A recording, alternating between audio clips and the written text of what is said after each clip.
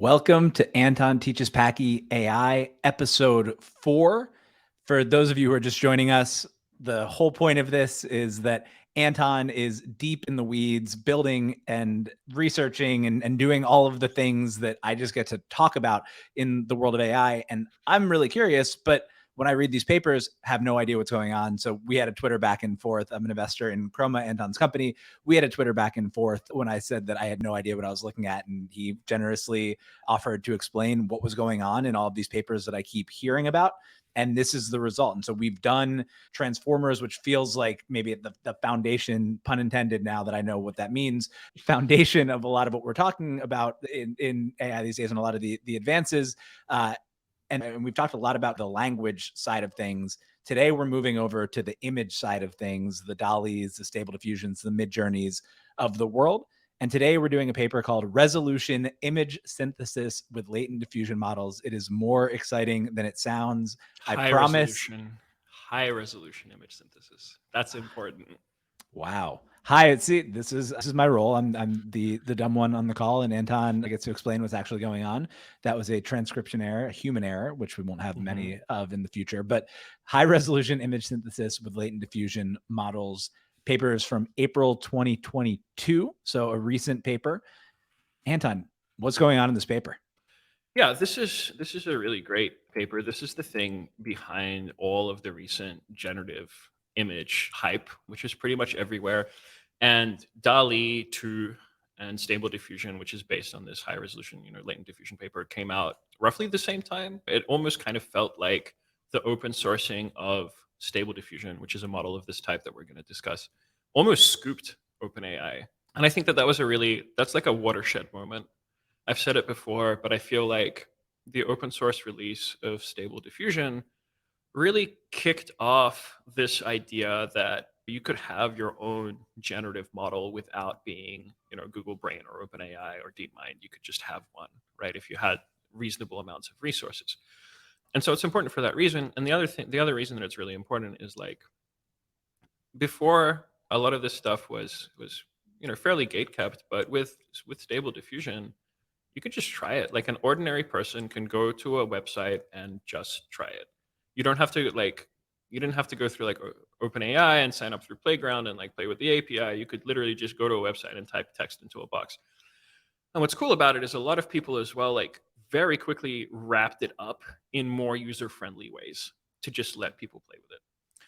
And of course, since then it's also generated a lot of controversy that allows you to like mass produce some sort of media at scale. And as we discussed last time, like it produces a destabilizing effect. And this is certainly like one of two big impactful results in AI this year. And this is one of the things that really made me feel like, okay, the field is accelerating because sitting here today, it kind of feels like latent diffusion models are like 5 years old. But actually they came out like, I don't know, several months ago. When I saw on the side that it says April 2022, I was like, no way. It does feel like we've just been living with this for a while. You're used to the image styles almost that you get from the diffusion model. So it's wild that has been 8 months since the paper was published. It's nuts. And I think the other big thing that came out on top of this was Dreambooth. And we'll talk about that along the way as well. Because pretty much as soon as these came out, people were like, well, how can I do more stuff with these? Like, how can I make it do more of the stuff that I want it to do? And people very quickly raced ahead. So yeah, let's get into it. Let's talk a little bit about what it is, how it works, the kind of a little bit of the history here, like what it took to get here, I think is a really interesting question. I'm going to try to boil it down and do my like, did I read this paper at all correctly? Which is that right.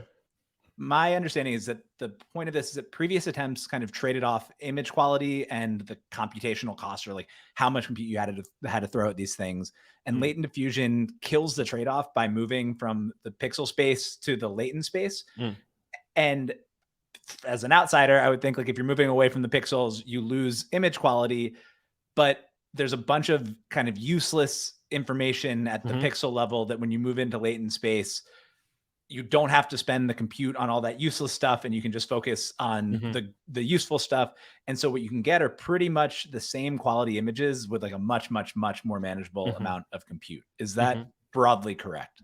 I think that is broadly correct. Yeah. And similar to attention is all you need, the fact that we have this efficiency advance means we can train more. That's usually how an efficiency advance gets used. For the same amount of compute, we can train more. And we don't necessarily have scaling laws for generative image models yet, although people are working on this. We know from the chinchilla laws that generally speaking, models have not enough data and are undertrained. So efficiency advances allow us to get like more out of what we already have. And these latent diffusion models are an advance in that direction. Importantly as well, like there were two models this year that both kind of take the same approach, and DALL-E 2 is also a model of this form. They're pretty closely related. They use a lot of the same ideas, but let's focus on the latent diffusion this paper because it's the thing that's really exploded, right? It's the thing that anybody can get their hands on, and we can talk about the differences a little bit later. Before we even dive into the details here, to talk about maybe DALL-E 1, because DALL-E 1 predated this. So like, what were people doing beforehand? How did DALL-E 1 work? And then kind of we can get into the breakthroughs that this paper introduced. Yeah, DALL-E 1 was a much more, let's say, traditional thing. So there wasn't this diffusion model approach in DALL-E 1, and we'll talk about what diffusion actually is and means. It was a much more traditional sort of, we're going to downscale this image, we're going to add a prior, and then we're going to upscale from the prior type of deal. And it worked pretty well. It like turns out with like good encoding of the prior and like a big enough data set and, you know, training well, you could get pretty good results. But for a variety of reasons, those results are like not as, you know, not as good as what we can get now with stable diffusion. But it was a step in a similar direction. DALL-E 1 is much more closely related to sort of the traditional way of that this has been done in the past, which are generative adversarial networks, GANs, variational autoencoders, VAEs, and other things where you basically have like an information bottleneck. You add stuff into the information bottleneck to like create a prior, and then you know, expand from that bottleneck. In fact, this paper does do a similar thing, but the way it does it is a little bit more clever, and it turns out to work better. And as you said, one of the big advances here is previously in a model like DALL-E 1, like so much of the stuff that went down into the information bottleneck ended up being irrelevant for like the perceptual quality of an image, even though at like the pixel level, it was very important. At the pixel level, like the numbers that represent the pixels, it might be very important to like change this small part in the bottleneck representation. To a human looking at the image, it just doesn't matter. You can't tell the difference. And so like battling with that is how we made things more efficient here. Got it. All right. So I guess let's take it from the top. I guess technically what is happening in this paper? Right. The diagram we should display is figure 3. Yep. I have screenshotted in my notes. So this here is the model architecture. On the left, you know, we have this red box that says pixel space, and it's got these things E and D in it. Those are an encoder-decoder pair. So what these are trained to basically, given an input into the encoder, it encodes it into a lower dimensional space called the latent space. That's that green vector Z there. And then the role of the decoder is to decode that vector Z back to the same thing that was input, right? So this is called an autoencoder pair. In these latent models, in these latent diffusion models, E and D are straight up off the shelf things called CLIP encoders. And CLIP is a paper from OpenAI, came out, I think, late last year. You can correct me if I'm wrong, which basically says it's called contrastive language image pairs. And what that means is they tried to train a model, or they did train a model, where given an image and a caption from that image, and all of this is like from the web, train this model such that when you give it an image or text, the vector that the encoder produces for the image or the text should be the same, as close as possible, right? So basically it means that an image and its caption should have the same latent representation. That's fascinating. And that's like an important first step. And what's great about CLIP is, again, it's like dummy simple. The model itself is very straightforward. All the tricks were about training it effectively and having the data to train it. Which it feels like that puts so much, like I know I'm speaking for myself when I like include an image in a not boring piece. The words that I care about in that whole essay the least are how I describe, you know, like the caption that I put below the image. It feels like that puts a lot of trust on how the images are captioned. It does. And that's a huge problem, actually. In practice, the data sets that are used to train these things are very noisy. And so it's kind of nice that it still works very well. Yeah.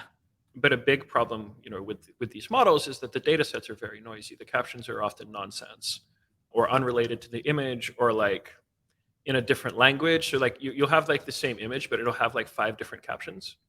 And so that makes it very difficult to encode it properly. Yeah. And the data sets themselves are noisy. So like you might have English text and Russian text mixed in a data set that's supposed to just be English. And because of the scale of the data sets, like billions of pairs, it's very hard to clean them up. And that's something that, Chroma works on as part of our like remit. Yeah, anyway, so that's the first step. One question on the captions, because I've heard this about latent diffusion models, that like one of the really important things is that there actually are all of these images on the internet that are also captioned. Yes. Is that just like the New York Times saying like, this is a picture of X, and that is like that how we should think about caption, like a human visible captioning? Or is there also like something behind the scenes where like in the HTML, there's also captioning? So that's an interesting question. Images can have alt text as part of the HTML. So that's one place to get a caption. And then finding nearby text is another way to get a caption. So in practice, yes, it's exactly like what you said. Cool. And they're supposed to be human readable, because the purpose of alt text is for, screen readers and like other assistive things, especially on places like the New York Times, where they want, readers, unsighted readers, to be able to actually like understand what the article's saying without necessarily being able to see the pictures. So it's so cool that I mean, like, because you do a sighted versus an unsighted reader, like you are going to need to give a lot more detail about what's going on in the image to someone who can't actually see the image, as opposed to just saying like, boy, in front of a tower. You have to actually describe it a little more. So it feels like without that, this isn't possible. Yeah, and people have been trying to improve or solve this, because there's a lot more uncaptioned or very noisily captioned images, right?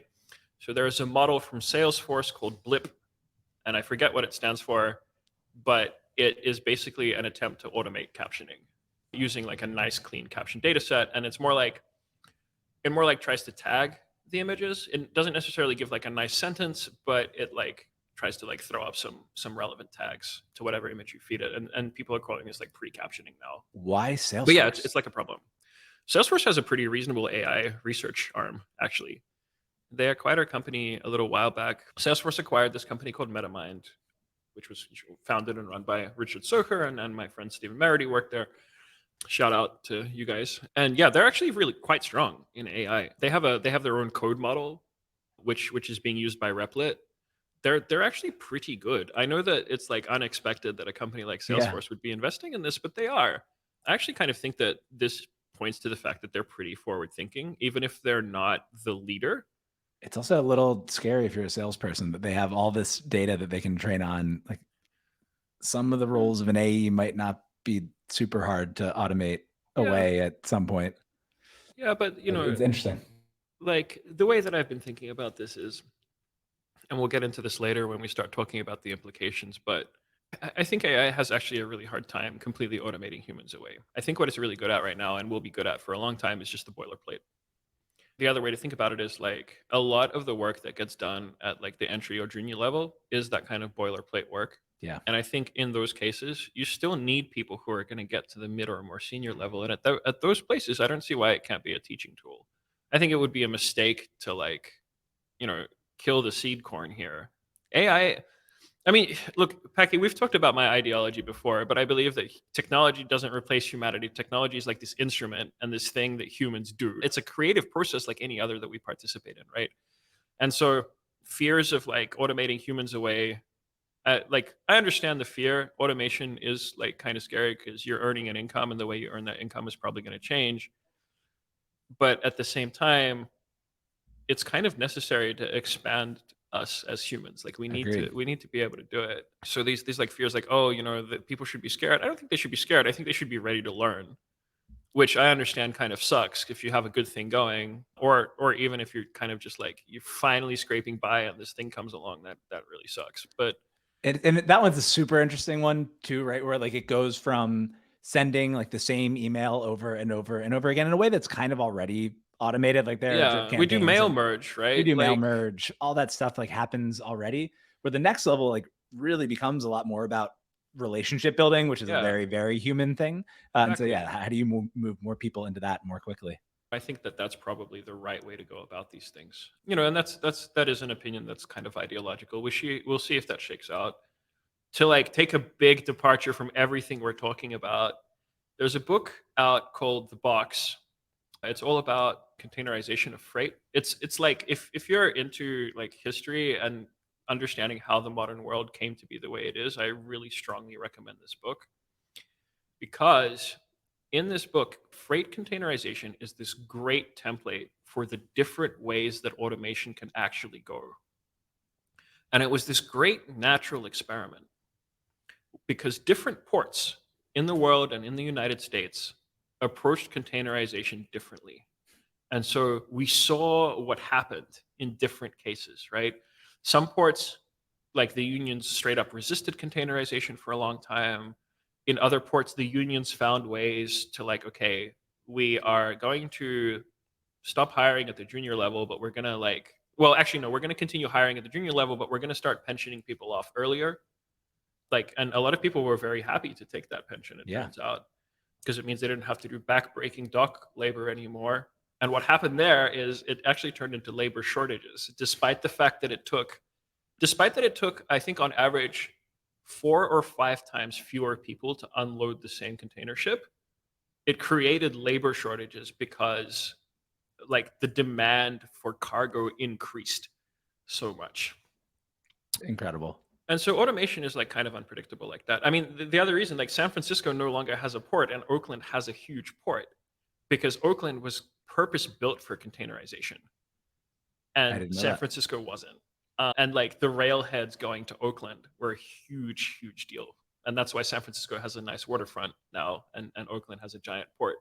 Yeah, so that's I guess the second order effect, that if you're not prepared, you end up actually with a nice waterfront, and the one who is prepared Turned ends out up with okay. Turned yeah, out okay, right? Like there's this parable, like the wait and see parable. I'll link to it later. But I think, yeah. fear of automation is, I understand it.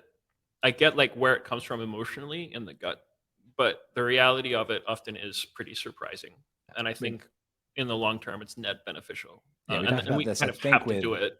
yeah, like robotics as well is like another great example of this, where if you look at the countries that have automated the most and added the most robots in their factories, their workers get paid more and have better working conditions, and there's Mm. more robotics there's more There's better manufacturing jobs as jobs and well. better jobs.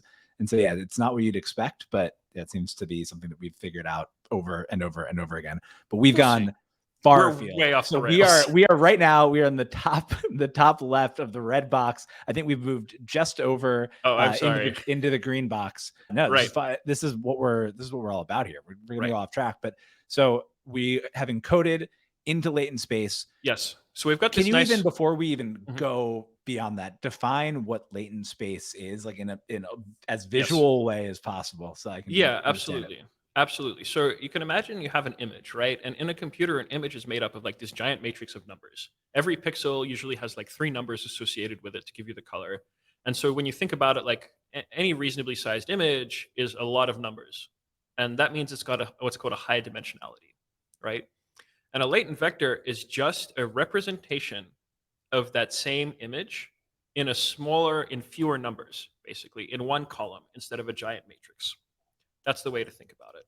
That's perfect. And in the case of clip, it's mostly 64 dimensional. I'm not sure which one they used in this paper, but like a typical clip latent vector is, dimension 64 from an image with like hundreds and hundreds and hundreds of I numbers in think it. this might be 256. Does that It might be sound? 256. Yeah, I think that's what I'm recalling from the paper. All right, so we've moved into latent space, and then we have this Mhm. box in the middle that is diffusion process, which feels like Yes, it's an important piece of this. What's happening it there? is. It is. So the diffusion process here, this diagram includes both training and inference. So this is like a complete depiction of the system. So here's how a diffusion model gets trained. You take your image, you encode it into this vector, and then you add noise, Gaussian noise, to that vector several times over. So you go from this guy on the left, Z, to this thing on the right, ZT. And in between Z and ZT, there's like Z1, Z2, Z3, Zn. And between every Zn and Zn minus 1, you add a little bit of noise. And eventually, the vector ZT is like completely noise. It's random. If you fed it back through the decoder now, like you would get random garbage. And so the noise that you're adding, you're just replacing some numbers with other ones, or just You're adding some numbers adding in? or subtracting. So it's zero mean Gaussian noise, which means it's Yep. the normal curve, and you add it like evenly to the whole vector. To each number in the vector, you add a little bit of that kind of noise centered around zero. In principle, I think you can use all kinds of noise, but de facto people use Gaussian. I don't think anyone's really done the work to figure out if it's better or worse than doing it uniformly or something. Hopefully someone does. But it's like a micro optimization because these things already work. So Yeah. This is actually this interesting thing. It's the thing that drives like machine learning research. If things kind of work already well, there's not a lot of researchers will like go back and be like, can we make this a little bit better? Which to my mind kind of means that we're leaving a lot undone on the ground, but also means that there's a lot of little projects that people can just do for themselves and like see if it's better and then contribute that back as like a small thing. And are there some of those examples when we talked about the AI winters and the stops and starts and all of that? Like, do some of those examples lead to dead ends and then you have to go back and like rethink everything? Or is this really just like, if you want to make it a little bit better, we're all still moving in the same direction? Well, that's a question with like deep roots in philosophy of science. The answer is kind of nobody knows, and there are different schools of thought. To my mind, I think like if we have stuff that works, it makes sense to like explore around it a little bit to see maybe like we'll learn something new. And I think I've mentioned before that like in a lot of cases for machine learning research, the justification for why it works is purely intuitive. The researcher will say, yeah, I think it works because of this. And then someone will come along and like n months later and be like, no, that intuition is clearly wrong because I just did this other experiment and it still works or it doesn't work. And so we have to think about it. But it's like a fast moving field. There's a lot of like low hanging fruit that can just be tried. And, just coming up with a research result is an easy thing that even like, I don't know, even like a college student could do, even like a high school student, honestly, could do some of these things if they like have access to a computer and are smart, which is a lot of high school students.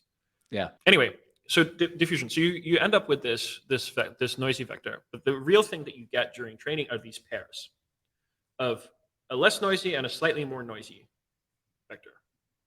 And then what you try to do is you train this denoising UNet, which is the thing below there, which takes the really noisy vector and iteratively denoises it. So you're trying to train this model to get back from noise the like original vector that you started with. And you do this in an iterative process, and it's called a diffusion model. And it's called a diffusion model because this resembles a physical process in thermodynamics. It's kind of like heat diffusion. There's a really complicated paper that if you want to go out and read, which like deals with diffusion models, and it's a thing called Langevin dynamics, which is a process from physics. It's like hard.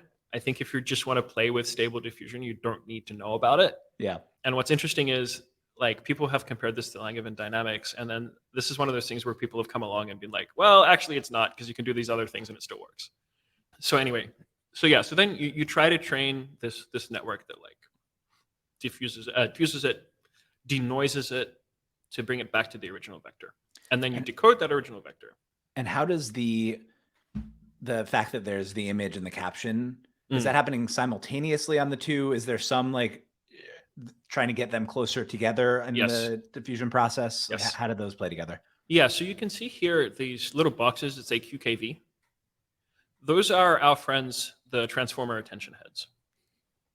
And you can see that on the right here, there's another thing that looks like an encoder, T theta, and like a bunch of things that you can fit into T theta called conditioning. And conditioning, like what's the reason that they have this box that says conditioning and this like general encoder for conditioning is in principle, because of the way attention works, and as long as you can encode it into something like a vector and embedding that attention can pay attention to, you can condition on almost anything. And they demonstrate that in the paper. As long as your model is like trained.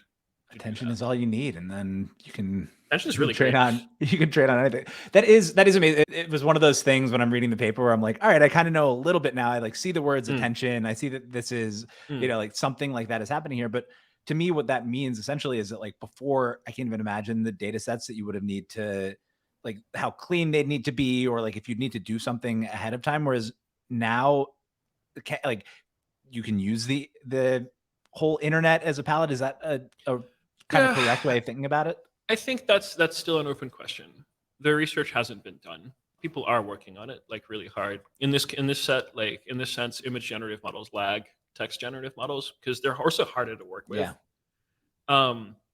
For a variety of reasons. Like I mentioned before, it only matters if the human thinks the image looks good. It doesn't matter. Like the actual information content, the numbers in the giant matrix don't matter as much.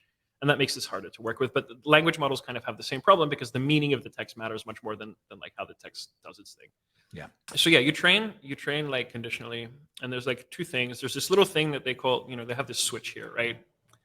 And one thing you can do is concatenate the encoding of the conditioning directly to the noisy vector and just diffuse that. Or you can feed it into the attention heads and do that. And they compare these two approaches, and I think attention wins out pretty much all the time. And yes, you train this diffusion model, and then you try to make this end-to-end. During training, you try to make this end-to-end loop basically work. So you encode the image. Clip is frozen, by the way. Clip is not trained in the latest versions of this model. What does that mean? The encoder-decoder pair doesn't get trained during the training process of this whole model. Clip is just taken off the shelf. With Stable Diffusion in particular, they used to use OpenAI's API to get their clip embeddings. Now they use OpenClip, which is an open project to replicate the clip result using the same data set that Stable Diffusion is trained on, called Lion. So yeah, so then you try to basically, this is your loss now, right? What is the difference between the thing you end up decoding from the latent vector that comes out of the diffusion process versus the image you encoded in the first place, conditioned on the caption that you gave that image? So that's training, right? You're trying to minimize that difference for across the entire data set. And what are they measuring specifically with the loss there? So they're measuring kind of the difference between the before and after, but what is that?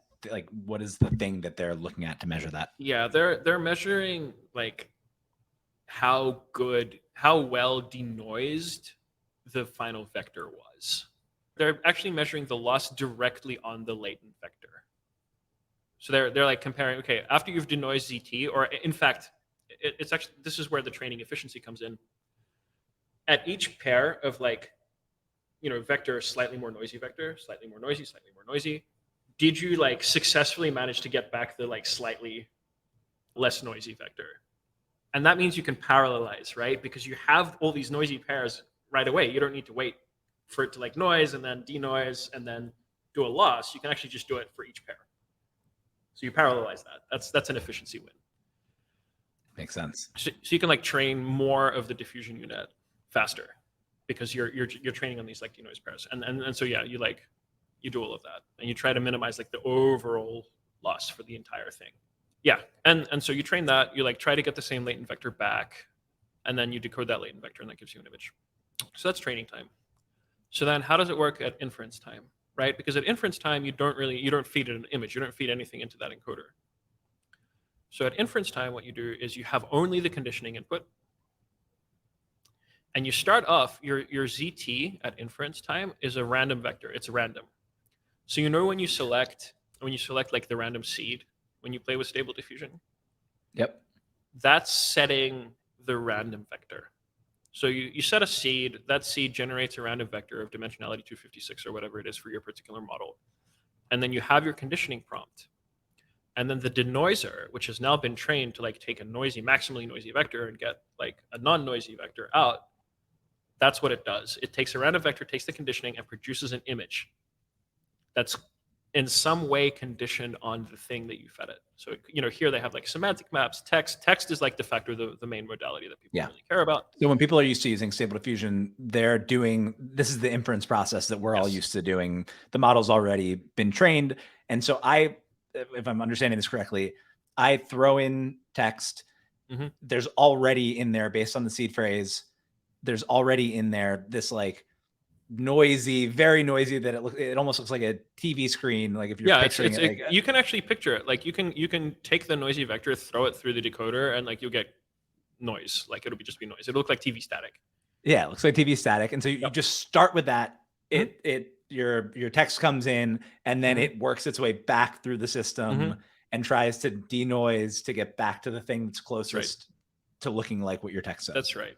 There's a few subtleties here, which I can go into a little bit more, but that's the basic idea, that you have just the conditioning prompt and a vector that's pure noise. And because the denoising network has been trained to take a noisy vector and give an output that's in the training, like in the training distribution, which is like nominally over all possible images that humans like think are images, you get back something that looks like an image. Because you have to remember, to a computer, it doesn't know what an image is.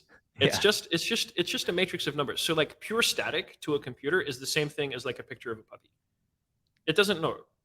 All of this like training and conditioning comes from ultimately what humans find interesting or pleasing to look at. And so what this denoising network is doing is like finding something in latent space that will decode to something that humans find interesting or pleasing to look at, because that's what it's conditioned to do. That's it.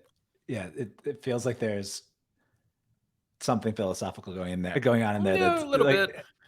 I mean, it's technical to me as someone who doesn't, understand the inside workings of it. Like the fact that this whole process just exists to turn for the computer to like make something pleasing for us, even though it doesn't care, is it doesn't know sounds anything. interesting. Yeah. I mean, there's the classic thought experiment, the Searles Chinese room, and this is kind of similar for images, right? Like the computer doesn't know what a dog is.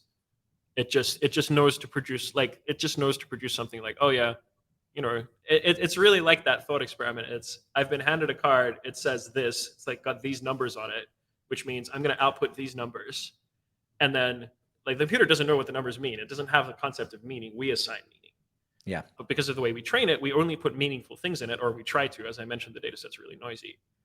Anyway, so that's what you get. There's a little bit of subtlety here. So one thing that you might have noticed when you're using Stable Diffusion is this thing called the guidance scale. Yep.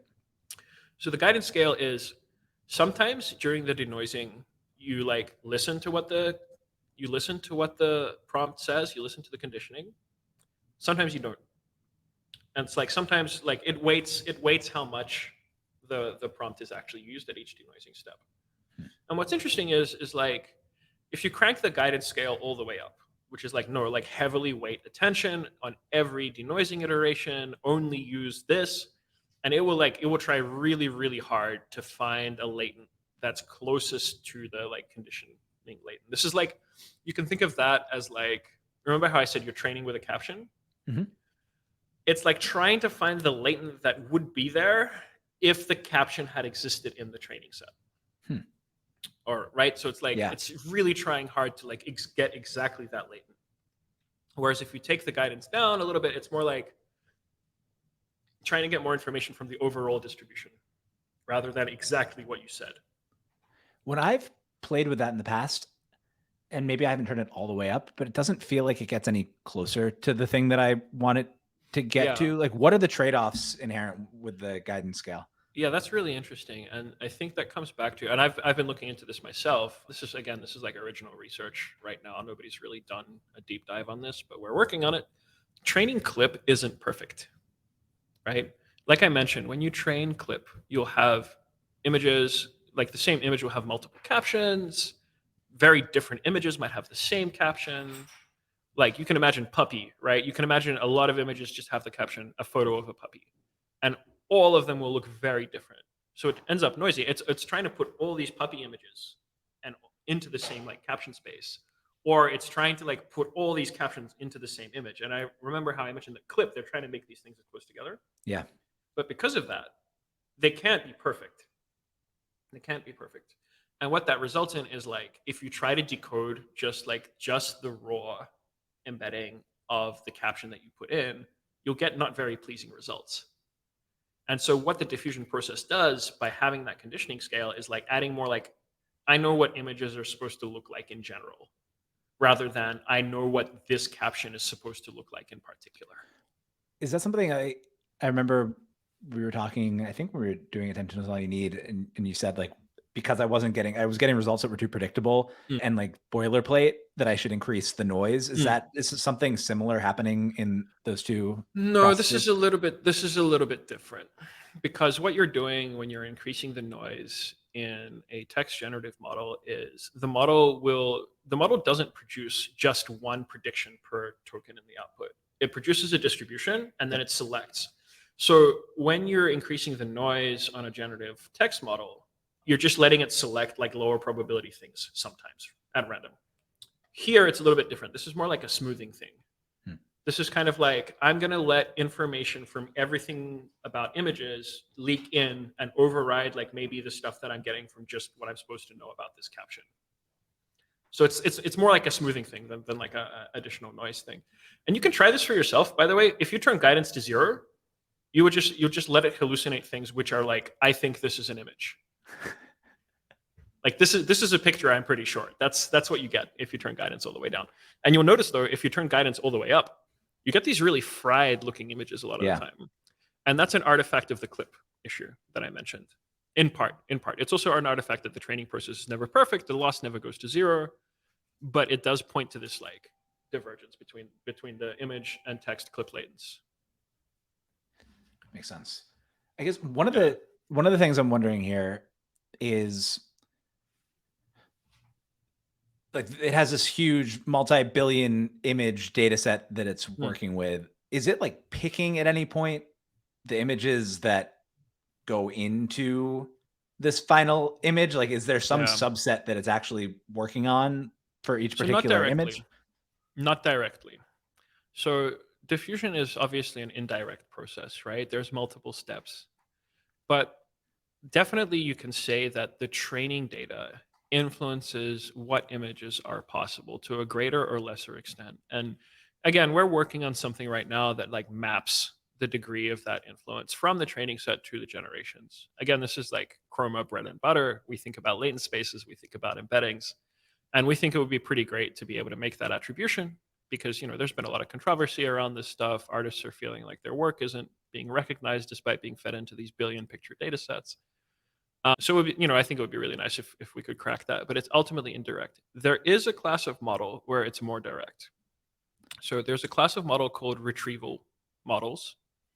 And there are, combinations of retrieval and diffusion models, which basically explicitly pick from a database. So rather than just using the weights in the diffusion model and the decoder, you can use a similar diffusion process to be like, okay, I'm going to pick from the database and I'm going to learn to interpolate things to get the output that I want. So that's a little bit more explicit. I actually think that retrieval models have a pretty bright future, but they're not mainstream yet. They're cheaper to train. They're more explicit about what data they give you. Because of that, they're sort of less likely to hallucinate. I think people generally believe. Again, it hasn't been tried at scale, so we're not sure. But for things like code and legal and medical, it seems like having a retrieval model is a pretty nice thing. And the other thing that you can do about it is like you can swap the database out underneath. So you can train the model once, but like keep adding to it or keep removing from it or change it however you like, because it has to like look in this database ultimately. But that's not how this works. This works a little bit differently.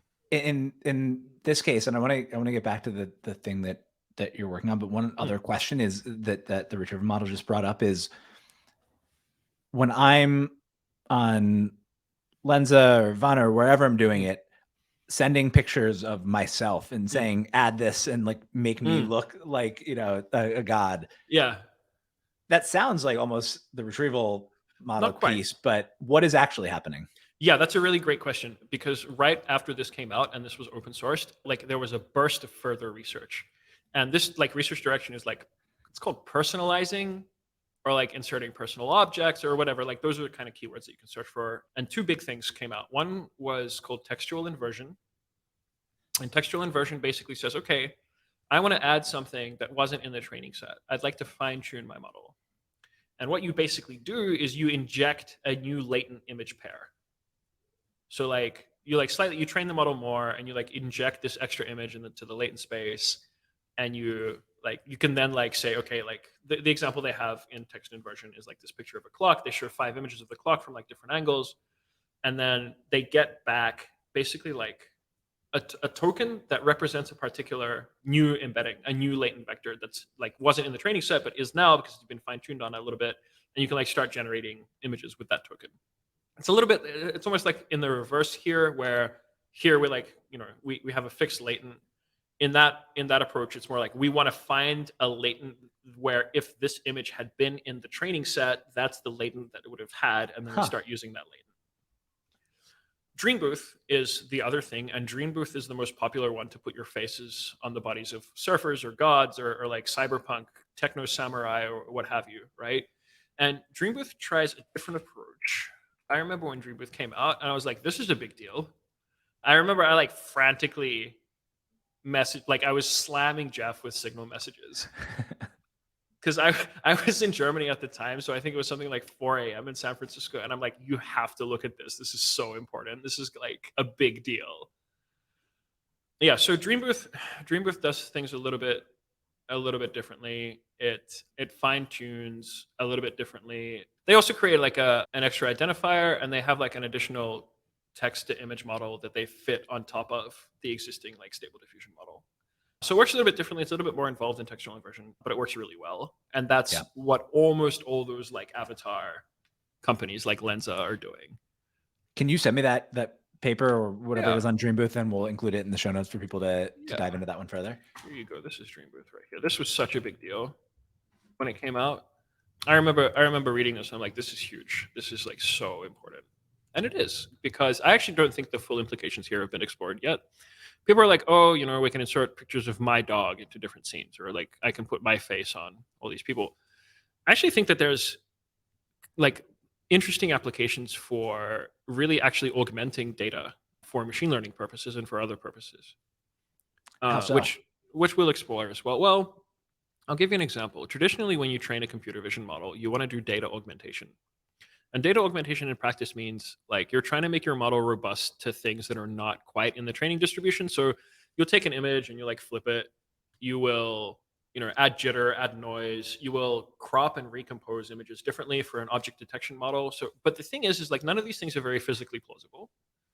Like no real image looks like that. No real Yeah. image looks like random crops of a street scene combined with like other street scenes and like blah, and you want your object detector to still work. It's not real, right? There's nothing in the real world distribution is like that.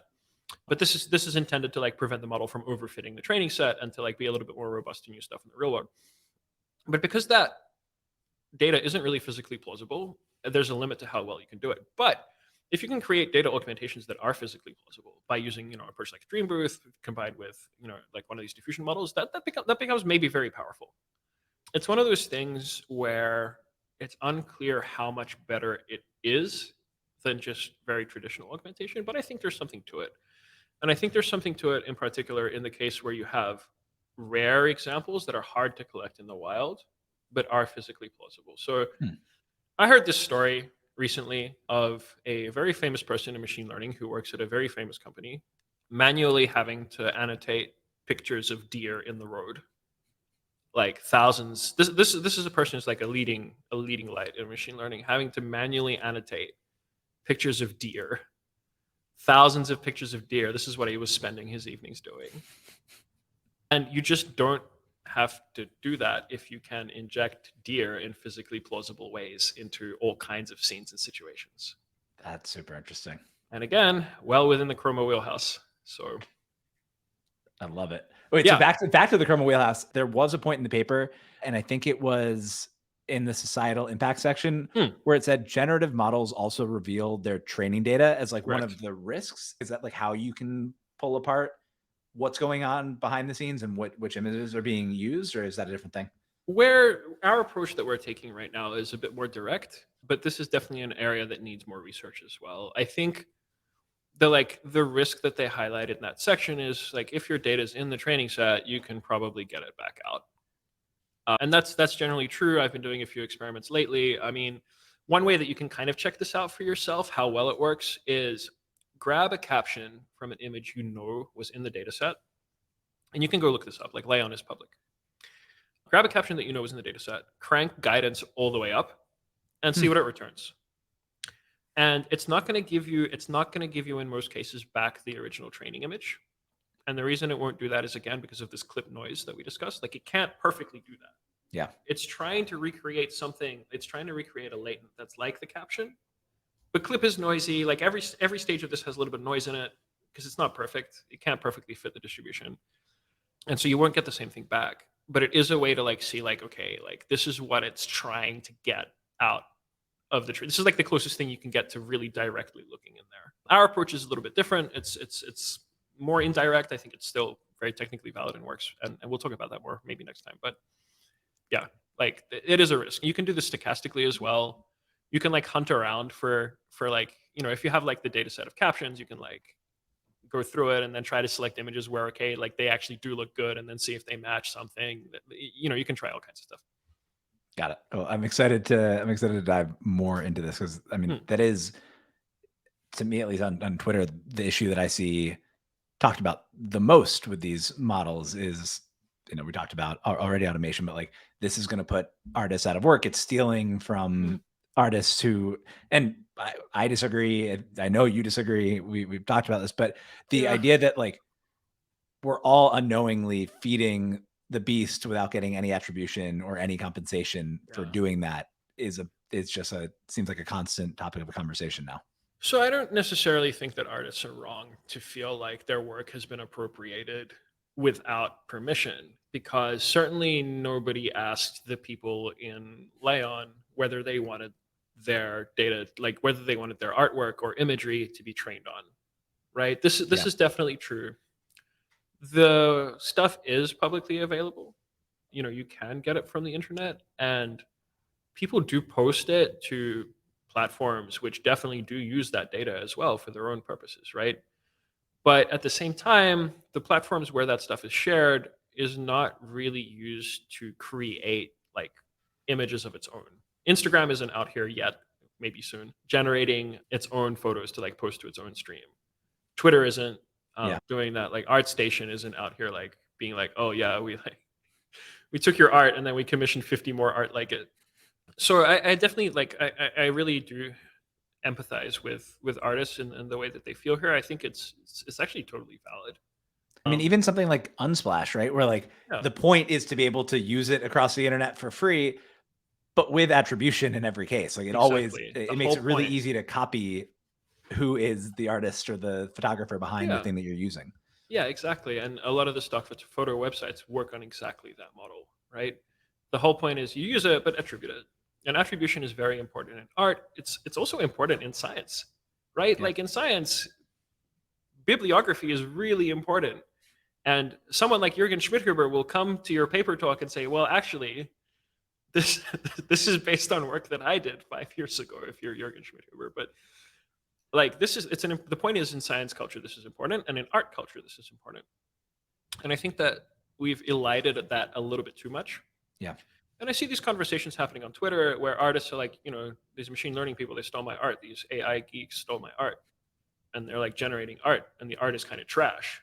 And like, they're like shit talking the generative models. And the thing is, the AI people are not responding charitably, in my opinion. I think that they're missing the point in many cases. The point is not the technicality. The point is not, oh yeah, like technically the model is not actually taking something in its training set and compositing it. But who cares? Like that's not what matters here. What matters here is definitely this model requires artists' work to exist and work well. And that hasn't been acknowledged. And part of that is this attribution difficulty. It's because of the way the model works. It's difficult to like say, okay, this generation came from like this part of the training set, but not impossible. And again, like this is something where we're really looking hard at right now because we think it's important. Generally speaking, I think it's important to have a good conversation because ultimately this is creativity. Creating these models and making them do this stuff is a creative act. And if we're not as technologists in dialogue with other creative people, that's a huge loss, and it will be a huge loss for everybody because, like, the thing that I'm terrified about, and we can maybe talk about this more in the next episode, is if IP law for derivative works gets stronger, that's just bad. Everyone loses. Everyone except Disney loses. Everyone except Disney loses, right? Like, yeah. They're the ones with the lobbyists. They're the ones with the money. If you want stronger copyright protection for derivative works, you're like, cool. You never get to draw really a picture that kind of maybe looks like a Marvel character ever again. Yeah. So that's DMCA 2. I really don't want that. And more importantly, I really want this to be regarded as a creative and amplifying tool, not something that like replaces anybody. And I think that's a really important thing to do. Well, and to your point earlier, right? Like this seems like it's been around for a while. Everybody probably watching this has at least used Stable Diffusion or used DALL-E. This paper came out again 8 months ago. Mhm. And to the extent that this is kind of how people are creating, or one of the media that people are using to create into the future, we're talking like, until maybe the end of humanity. Like, this is the very, very, very beginning of this new form. Yeah. And I'm worried that if, certain things just kind of get, like, certain ways of doing things get locked in and get Lindy just by existing a little bit longer without Yeah. actually having the conversation, Yeah. you're wasting this opportunity to be at the kind of like inflection point or the Strongly turning agree. point. Strongly And so, agree. yeah, it's important to do now. There's a strong path dependence, and I think like eventually over time humans do like converge on better stuff, but there's a path dependence right now. Like it's important to really like right now we have to do it right now. Otherwise we're like in danger. This for me is like the real AI danger. I don't really believe in like a paperclip maximizing evil overlord for a variety of reasons, which we might have that conversation at some point in the future. But I really do believe in the destabilizing effect of new media technologies, because we've seen that historically, as we've Yeah. talked about before, and this is a new media technology. This is before we get into like issues of like deep fakes and whatnot. But the thing is, I distinctly remember the era of don't believe anything you read on the internet. Yeah. Like I grew up with that. I don't trust anything I read on the internet. I just assume it's all garbage. But a lot of people don't, and we live now in an era where like people treat the internet as authoritative, even though anyone can put anything on there. And I think that that's also destabilizing. It's going to be easier to like create imagery, and you can like figure out if it's fake or not, but that's going to get better Yeah. or worse depending on how you perceive it. And so we're going to have to develop a new immune system for like visual and textual media, which is what humanity does eventually. Like eventually we kind of get tired of like being hoodwinked, and we get over it, and we're like we just stop trusting it. Yeah. But that's going to take a little while, and I'm a little bit worried about like that effect. All right. So we should do, after the holidays, I think our next episode, if you're able to share more, then should be on kind of how you're thinking about solving this or contributing to the solution for Yeah. this problem. Yeah, we're working really hard right now to get that to like we want to really like at least make progress on this attribution question. Which again, Chrome is all about figuring out why a model behaves the way it does given the data that it was fed. So this is like well within our remit, and we've got promising signs that we're doing the right thing. So yeah, where do we want to wrap on diffusion models? So unless there's anything else kind of important technically, I think, at least from my understanding of what's happening, we've gotten to a good spot. But then what happened, right? Like, I think half the fun that we have in these conversations is talking about kind of the politics of the AI world, who uses what, the commercialization of stuff, or at least like bringing it to market and putting it in people's hands. So like, this paper is released in April. What happens? Who are the big players? We've Yeah. mentioned a few of them, but like, how did that all come to be? Yeah, good question. So this paper in particular, so DALI is obviously OpenAI, right? And DALI, OpenAI did some deals with like Shutterstock and a few other people to get the imagery. This one was done in a combination with researchers from LMU in Munich, and actually, I better make sure it's actually LMU. Yeah, LMU in Munich, IWR in Heidelberg, a company called Runway ML, and Stability AI also supported the work. And so there's two pieces to it. This is a model. I mean, my understanding is the original version of Stable Diffusion cost $600,000 to train. The latest one is much cheaper. The latest one is about 180K, because I think a lot of the like experimental practical engineering has been worked out, and that first model would have had a lot of false starts, and like things would have gone wrong, and it takes debugging. So Stability supported it with compute, and the research came from LMU and Heidelberg and Runway ML. So it was a pretty like a large, broad collaboration. For comparison, what's like the rough ballpark on what GPT-3 costs to train? Oh man, they will never tell you that number. They'll never tell you. What's like the scuttlebutt? Ah, boy, order many millions of dollars. Got it. It's expensive. It's expensive, but also how those costs break down is not clear a lot of the time as well. And OpenAI have gotten pretty good at, once they kick off training, like doing the right thing. So it's really hard to say, and they will never ever tell you.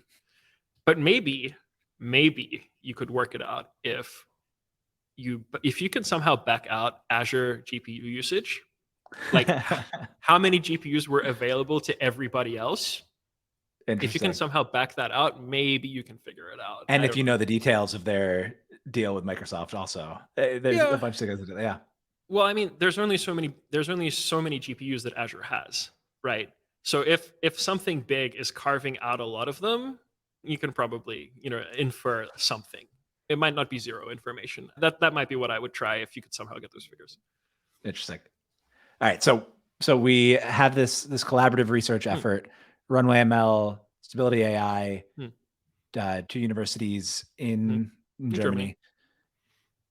And then all of the sudden onto the scene come Midjourney, Stable Diffusion, Dreambooth, then Lens, then the things that are built on top. Like what? Yeah, I think Midjourney was actually already well underway because generative art, you could see it coming if you're sensitive. Like I said, all of the advances here were already in play. And as so often happens in research is, putting them together is the right thing. I think Midjourney, was already being worked on before Stable Diffusion was released. And certainly if you were true stability early, if you got to their discords and whatever early, you would have seen this coming probably. And yeah, I think the fact that it was open sourced sparked a lot of these things. And I think the fact that it was open source let people productize it very rapidly. Because you can run your own copy of Stable Diffusion on a Mac by itself. You can run it on your own M1 Mac. And people were very quick to let ordinary people use that. People who don't want to deal with Python, they just want to click a button. People very quickly packaged it up. And so I think that was the 6-minute mile moment for a lot of this stuff. And I think that it was a 6-minute mile moment, not just for image generation, but for large models in general. This idea that you could be a relatively small unknown organization and build something like this, change people's minds about what was possible. And I think we're going to because of that, we're going to see a lot more invested in research and a lot more smaller players contributing and pushing this stuff forward. And so it's going to be 2023 is going to be pretty exciting in AI, I think.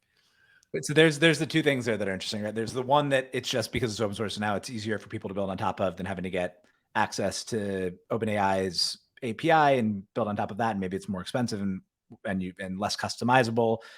There's probably some ethics stuff there too on how customizable you want these things to be for people. But what percent of the consumer applications that we've touched are built on top of DALL-E versus Stable Diffusion? I think almost all of them are built on top of Stable Diffusion, simply because the model is open source. Got it. And then the second piece, right, is that 4-minute mile inspiration type thing where you can now just see that a thing is possible. And so 50 people then break that time in the next year. Yeah. Language is a big category. Images are a big category. Does this look like building, smaller foundation models within companies? Does this look like trying to tackle different chunks that are still remaining? Where do you think the model work is going to come into play from kind of more diffuse? Everywhere. I think all of the above. ChatGPT is out. Stability have efforts from Carper and other places to put Instruct GPT versions out, to put ChatGPT versions out, to put Codex out. Excuse me. And we're seeing recently there was someone tried to apply a diffusion model to music and it kind of works. That was I don't know cool. if you saw this. Yeah. Yeah. And it's kind of funny the way that it works. They just encode the music as an image and then they diffuse an image. It's okay, I guess that works. Which is pretty funny. It's also how Whisper works. Huh. I didn't know that. Yeah. They just shove the right encoding of a spectrogram in and then it just kind of goes. And that was a transformer model, but this one is a diffusion model. So I think it's just gonna keep coming. And like I said, there's so many little things that just somebody with a computer can genuinely contribute. And I think that it's also easier to convince people right now to give you a little bit of compute because you want to try an experiment, because that experiment could probably benefit everybody. So I think we're just going to see it from everywhere. It wouldn't surprise me if another totally unknown research group somewhere, which is 5 people, delivered something really spectacular because they just cracked some nice little neat puzzle and it turned out to work better than everything else. That wouldn't surprise me at all in the new year. I think we're going to be surprised and disappointed, actually.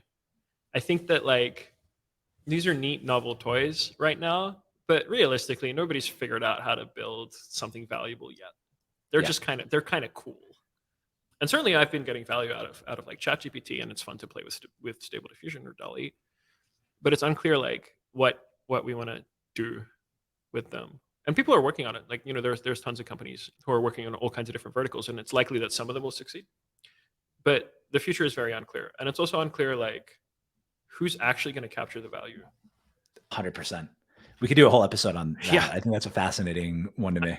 I mean, I talked to everybody in this space. I talked to, researchers and founders and investors and like just random people. And I asked them, like, who do you think is actually going to make this useful? And then even if somebody makes it useful, who's going to make money? And obviously OpenAI has the bet that, okay, they own the model, so they're going to be able to make money off all of the products that get built on top of it. But the compute providers kind of win in every direction here. Like, if you own GPUs, you're probably going to be able to make money from them. And like, the more popular, the more successful things get, the more valuable compute becomes as well. Yeah. Like, if a business model in this space proves to be successful, there's going to be competitors, and competitors need compute. So everyone needs compute.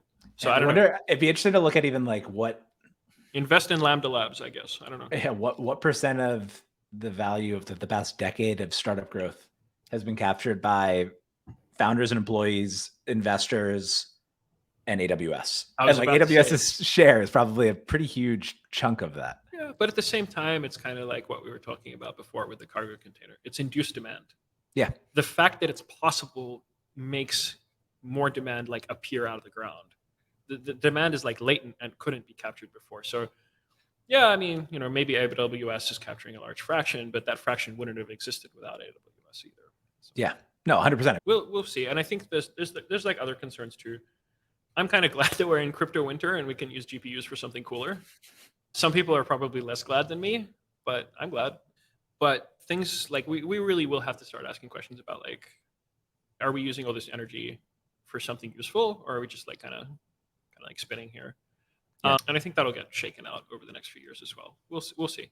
The public conversation hasn't really started. I think what's surprising is this stuff is still not mainstream. And people are going to go home over the new year and they're going to show people, like, here's ChatGPT, here's what AI is doing. And that'll get like a bump.